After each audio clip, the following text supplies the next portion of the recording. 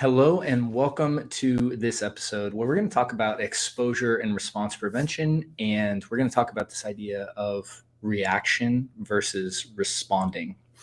And so, for those of you that don't know me, my name is Matt Cotty, and I'm a licensed clinical social worker and the founder of Restored Minds and the creator of the AAA response.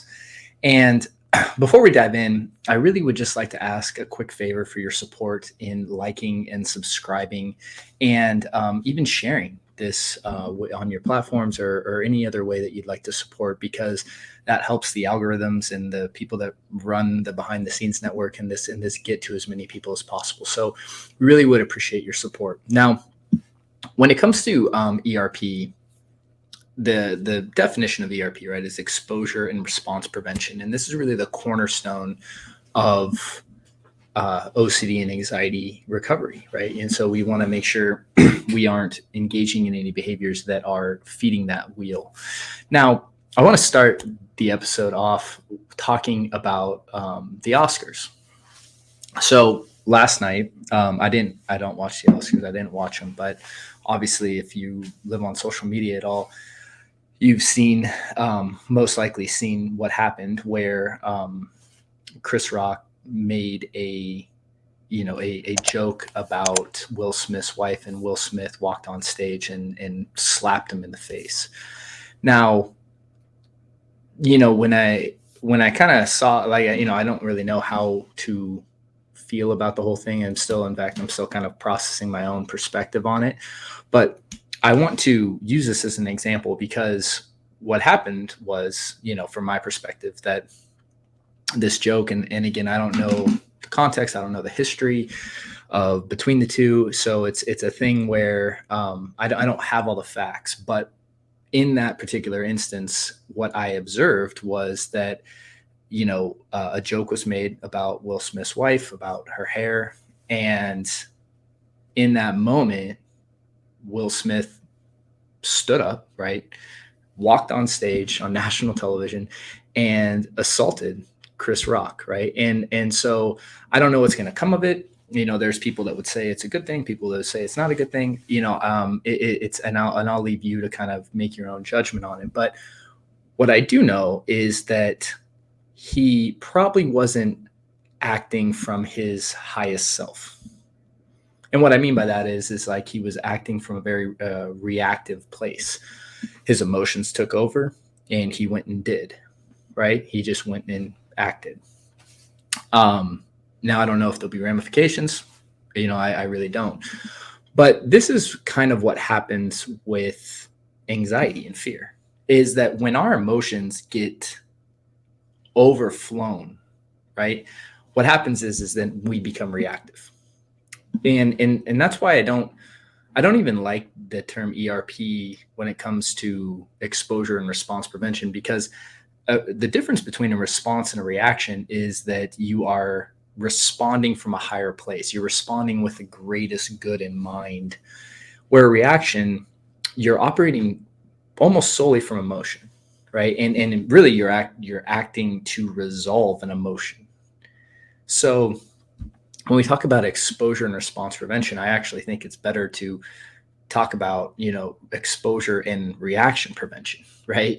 From that context, because when we talk about, like, you're going to do something when the fear's there, right? The question is, are you going to do something? You're going to respond in some way, right? We're not going to prevent all responses. Like, you're not just going to sit there and do nothing.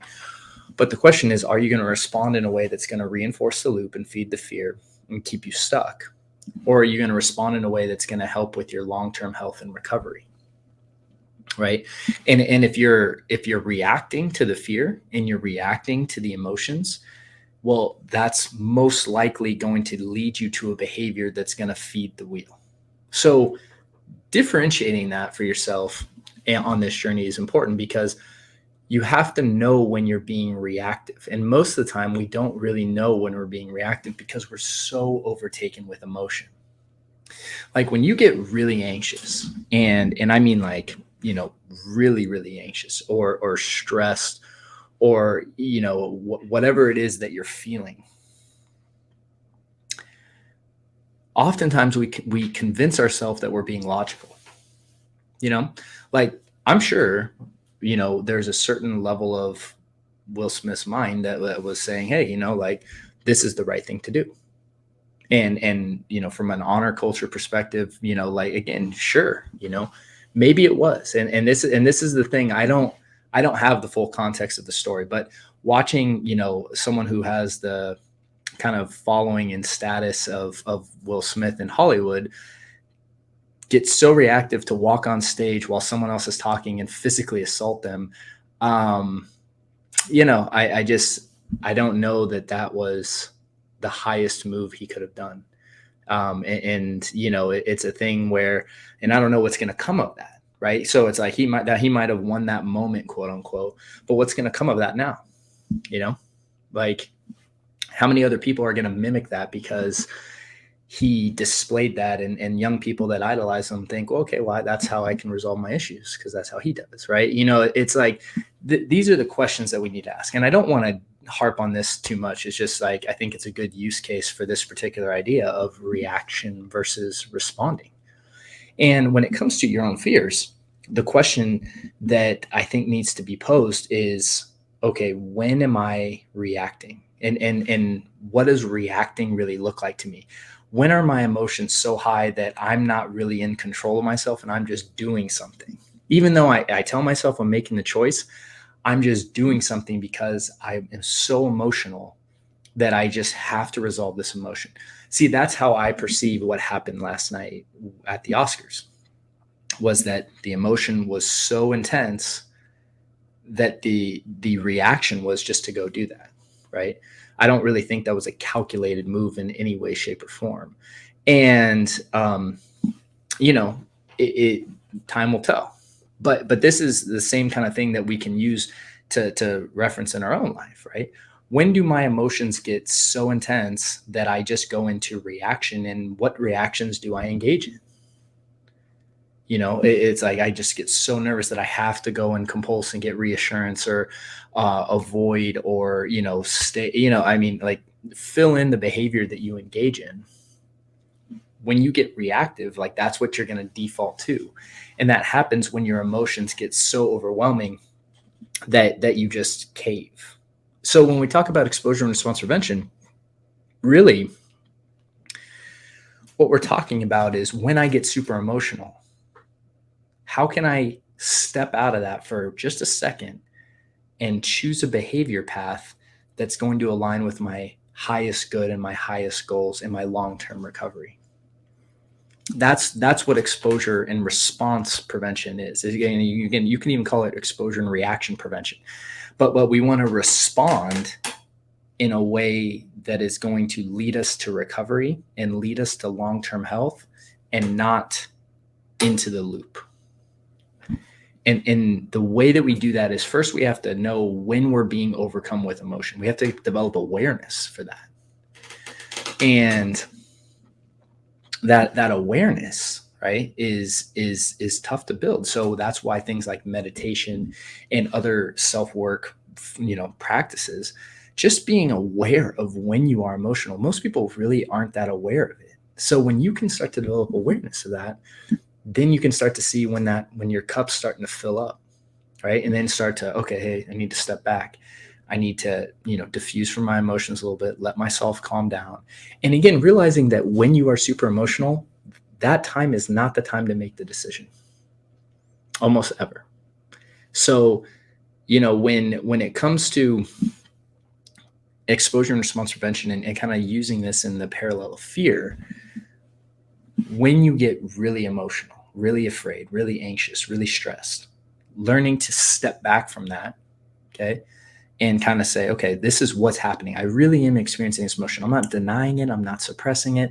I'm not trying to bury it. It's like, I really am experiencing this emotion right now. And then I can take a calculated stance and say, okay, here's how I'm going to respond to this. That's going to align with my highest good. Here's what my emotions want me to do. Okay, that's okay. We know what that is. But I know, and I've been down that route, and I'm not going to go in that loop anymore. So I'm going to pull myself back, and I'm just going to take a deep breath, right? I'm still experiencing the emotion, but I'm going to choose to respond in a way that's probably not how I want to react, but it's in alignment with my long-term recovery and long-term goals.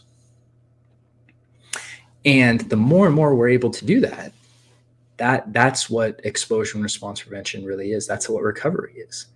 It's saying I'm not going, and then eventually our emotions calm down on their own, and we realize that we didn't need to react that way. And our body comes back to homeostasis, and it doesn't reinforce that trigger, right? So that's the whole premise of exposure and response prevention. But that difference of reacting and responding is so critical to our success.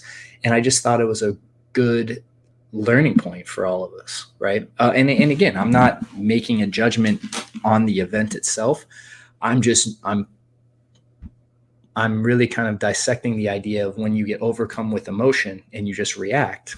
Well, that can lead to certain things, right? And that's what I saw happen last night. I saw very reactive consciousness just get overcome with emotion.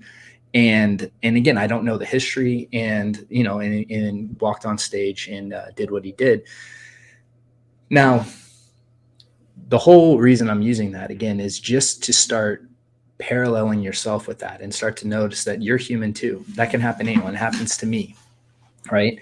It's not like this is not a look down upon situation. This is like, we got to understand emotion is very powerful. So especially when you're talking about things like anger and fear, like the two most probably powerful emotions we can experience. When you experience them, it's so important that you're able to retract yourself from that, okay? Because I've gotten into reactive consciousness many times, right? And I'm sure you have too.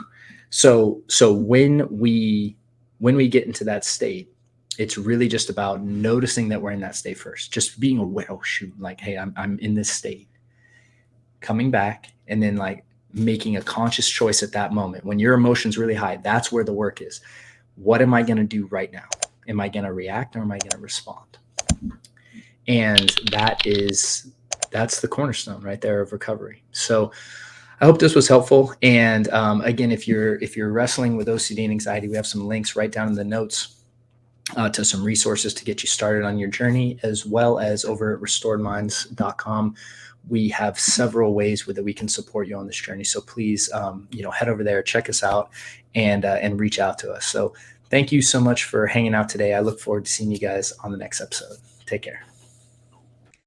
Thank you so much for watching that video. And so if you're struggling with OCD and anxiety, I just wanted to let you know that we have a free training for you over at Restored Minds, where you can start learning how to use our AAA response to really break out of that loop and ultimately take back control of your life. And all you need to do to access is just click the little link below and you'll be taken to a page where you can register today. Thank you so much.